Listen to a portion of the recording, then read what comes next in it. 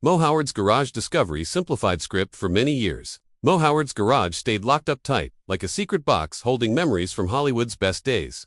Nobody wanted to mess with it. Nobody knew what was waiting behind those doors. But now, someone finally opened it, and what they found has shocked fans and collectors everywhere. Why was it closed for so long? And what secret was Moe trying to hide? Stay with us because the story behind that garage is way more interesting than anyone thought. Moe Howard was born Moses Harry Horowitz on June 19, 1897, in Brooklyn, New York. He was an important member and the famous leader of the comedy group called the Three Stooges. People knew him for his bowl-cut hair, his quick temper in the comedy sketches, and his silly physical comedy. Moe became a beloved star in American entertainment. He spent many decades making people laugh, working in live theater shows, movies, and TV. By the mid-1970s, Moe had stopped working in show business after a long career with good times and bad times. Not long after he retired, Moe died on May 4, 1975. Moe spent his last years living in a house in the Hollywood Hills area of Los Angeles. The address was 9061 Thrasher Avenue, a quiet street away from the busy city noise. The home was a one-story house built in 1960 with a modern style. It had 3 bedrooms, 3 bathrooms, a swimming pool, and a big backyard. The house sat on a huge piece of land over 27,000 square feet in size, giving Moe and his wife Helen lots of privacy. They had lived there together for many years, and it was a peaceful place where they could stay away from public attention. Behind the main house, there was a garage that most people didn't talk about. This back garage wasn't used like a normal garage. After Moe's death in 1975, it was sealed shut. Some people say Moe asked for it to be closed forever before he died. Others think Helen made that choice after he passed away. No matter who decided, the result was the same. The garage door was shut and nobody opened it. When Helen died just a few months later, in October 1975, the garage was left completely alone. Over the years, the house was sold to different people, but the garage stayed closed. It became kind of a mystery to people. Who knew about it? What was inside? Why had it never been opened? Many people were curious, but no one wanted to disturb it. Finally, after decades of being shut tight, someone opened Moe's hidden garage. When they turned the handle, a thick cloud of dust came swirling out into the air. Light came into the space for the first time in almost 50 years. What was inside had been kept exactly as it had been left. The air was dry, and the room felt quiet and forgotten. What they found inside might shock you, but first, let's find out why Moe's garage was sealed in the first place. Right after his death, after getting married in 1925, Moe Howard temporarily stepped away from show business. He got into the real estate world, focusing on family life and making money safely. This break from performing happened because of his new duties as a husband. However, Moe's love for the stage brought him back to the entertainment world in the late 1920s. His return marked the beginning of what would become his most famous time as the main guy of the Three Stooges. Even though they were getting more popular, Moe and his fellow Stooges had money problems. During their years working with Columbia Pictures, they were often paid very little. Many fans thought the Stooges lived like rich people, but their pay didn't match the value they brought to the movie studio. In the 1930s, the three guys were paid about $7,500 for each short film. This money was split equally among them, giving each person around $2,500 spread across the year. This meant about $20,000 per Stooge every year, which wasn't much money, especially compared to how hard they worked and how successful their comedy became. Making their money troubles worse was the fact that they got no extra payments. In other words, when their short films were shown again or repackaged later, the Stooges earned nothing more. At the time, they didn't even know how successful their work was becoming. They were told that their films weren't doing very well, which made them not ask for better contracts. Because of this, Moe's money planning depended on buying real estate and making smart personal choices rather than getting big payments from his movie career. After Moe's death in 1975, his family made a specific choice about the garage at the back of his Hollywood Hills home. According to family sources, the garage was sealed on purpose. The goal was to protect Moe's personal stuff and make sure that no one would bother them after his death. This included worries about theft, nosy people, and even the media. The garage basically became a time capsule, left untouched as a way to show respect. It stayed that way even after Moe's wife, Helen, died later that same year in October. Now, let's step inside Moe's long-sealed garage, a space frozen in time to discover the surprising items that were carefully saved as part of his legacy. Moe Howard's garage was more than just a place to park cars. Built in the style typical of mid-century Hollywood homes, the garage was a well-built part of the property. Designed for both usefulness and organization, it had smooth concrete floors, perfect for supporting heavy cars, and offered a tough surface that could handle wear over time. Along the walls were built-in shelves, perfect for tools, manuals, and Spare parts. There was also a workbench area suggesting that Moe or someone in the house may have used the space for small repairs or organizing car-related items. The first of the two cars was Moe's 1952 Cadillac series, a Numpeladua sedan. Known for its elegance and smooth ride, this wasn't just a car, but a symbol of luxury from its time. The 1952 Series 62 came with a powerful V8 engine that made about 190 horsepower from a 5.4-liter block. Its design was sleek yet classic, with wide bench seats and chrome finishes that represented the best of post-war American car style. For Moe, this wasn't about showing off, it was about comfort and class. The Cadillac offered a refined driving experience and projected a dignified presence that suited Mo's personality when he wasn't on camera. The second car found inside was a 1967 Cadillac Sedan DeVille, which Moe used as his everyday car in his later years. Longer and lower than earlier models, this car came with a more modern design for the time, featuring smooth body lines, wraparound side windows, and extended chrome detailing. Inside, it included leather seating, wood trim accents, and power accessories such as automatic windows and air conditioning. It was a car built for quiet luxury. Moe's choice to drive the Sedan DeVille daily showed a preference for understated elegance. He didn't need to show off, but he appreciated the craftsmanship and comfort that the Cadillac name delivered. Both cars were covered in layers of dust, showing they had not been touched for decades. The outlines of long-decayed cover cloths were still faintly visible, having once been used to protect the cars from dust and light. Surprisingly, the insides and outside trims of both cars were found in amazingly well-preserved condition. The engines, although dusty, showed little rust. The leather seats, with details, and dashboard instruments stayed intact thanks to the sealed, climate-stable environment of the garage. The lack of sunlight helped prevent fading, while the lack of moisture kept mold and rust away. This discovery of Moe's carefully stored Cadillacs gave a rare and personal look into his off-screen life. It showed the value he placed on his possessions, not in a materialistic way, but in a thoughtful and careful manner. These weren't flashy sports cars or exotic imports. They were dependable, elegant, and well-kept, just like Moe himself. Together, the cars in the garage told a quiet story about the man who made so many laugh, but lived his own life with discipline and care. But the surprises didn't stop with the cars. Just beyond them, something else caught attention. Rows of sealed boxers untouched for decades. What could Moe have hidden in them all these years? Let's take a closer look.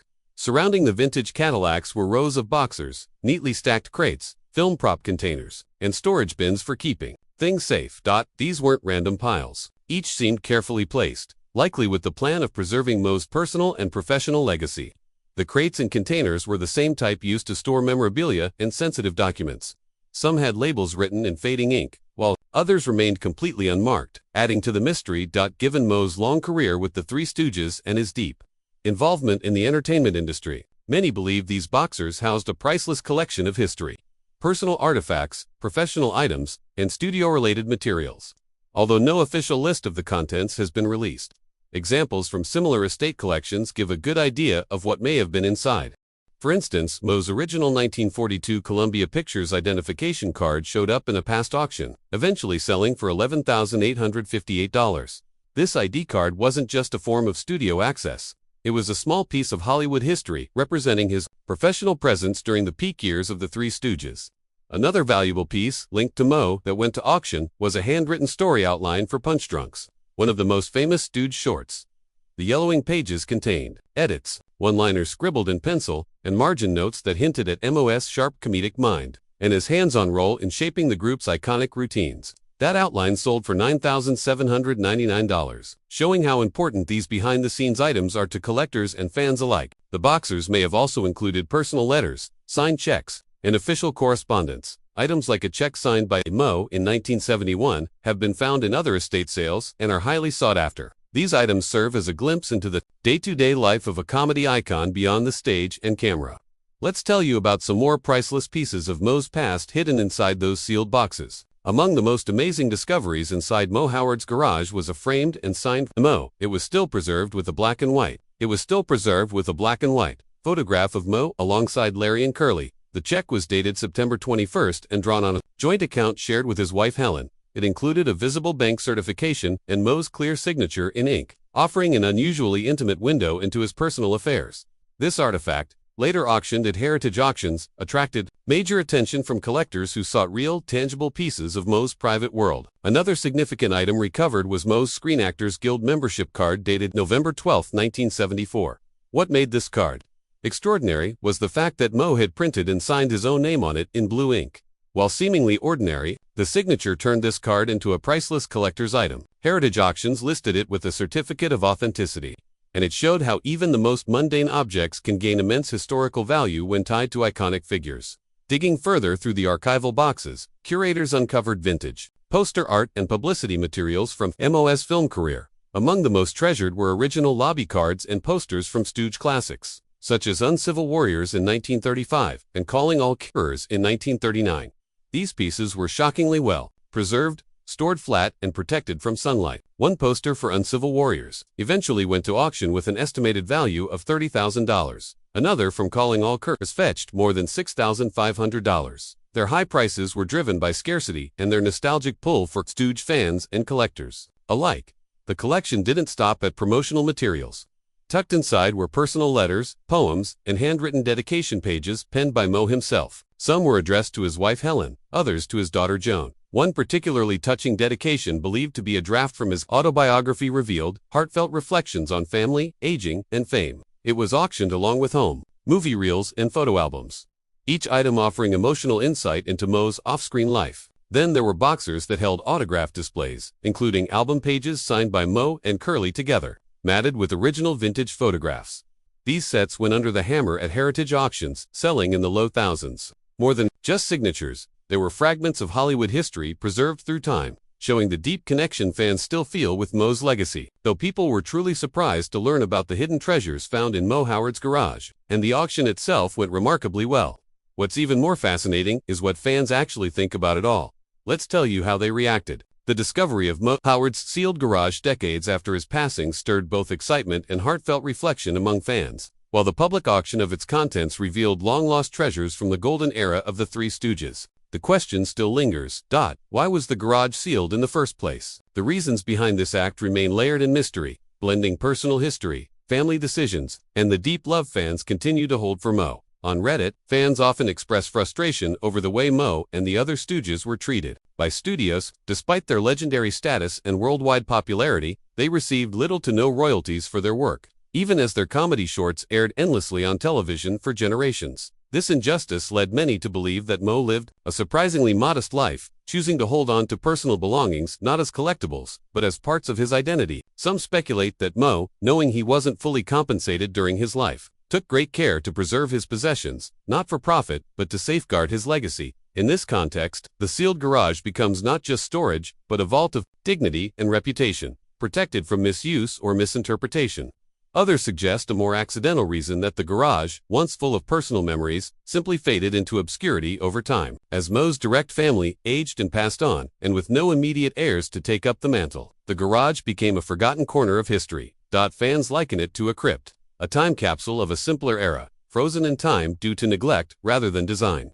Moe wasn't just a comedian. To his fans, he was a symbol of childhood laughter, resilience during hard times, and the golden age of slapstick. They describe him with immense love and respect, calling him a comedic genius, a family man, and the heart of the Three Stooges. For those who grew up watching Moe on screen, the sealed garage represents more than a room full of memorabilia. It's a shrine to the man who shaped their memories. Moe Howard's legacy stretches far beyond the slapstick punches and signature bowl cut that made him an icon. He wasn't just the head stooge, he was the backbone of the trio, the visionary who kept the group going through decades of showbiz challenges. His journey from humble beginnings to becoming one of comedy's most recognizable faces was filled with perseverance, sacrifice, and an unwavering belief in the power of laughter. Moe's early life was shaped by a love for theater and an eagerness to entertain. Born Moses Harry Horwitz in Brooklyn in 1897, Moe came from a working-class Jewish family. From a young age, he had his sights set on performing. He dropped out of school before finishing high school, not out of rebellion, but to chase a dream. Early opportunities were sparse, and he spent years taking small vaudeville gigs, often living on very little and struggling to find a stable path in the entertainment industry. Things began to change when Moe joined forces with Ted Healy and recruited his brother Shemp and later Larry Fine. Eventually, this partnership evolved into the Three Stooges, as fans know them today. Moe's drive and leadership were key to the trio's longevity. While Curly and Larry were often the focus of physical humor, Moe was the stern but hilarious centerpiece, the boss who delivered the famous eye pokes and head slaps with perfect timing.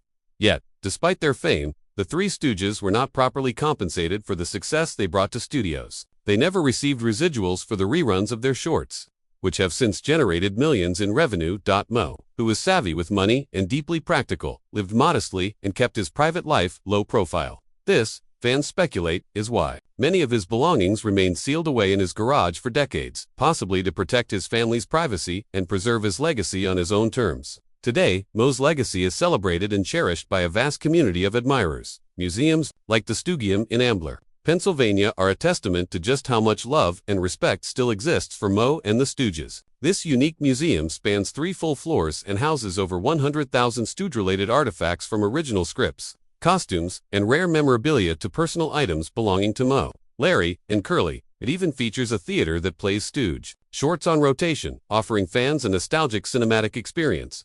For Stooge enthusiasts, it's a sacred place, a physical tribute to decades of laughter. The Stoogium isn't just a museum. It's the heart of the Stooge fan community. Visitors from across the U.S. and abroad make pilgrimages there, especially for annual events, Q&A sessions, and meets where collectors and fans come together to share stories and celebrate Moe's enduring legacy.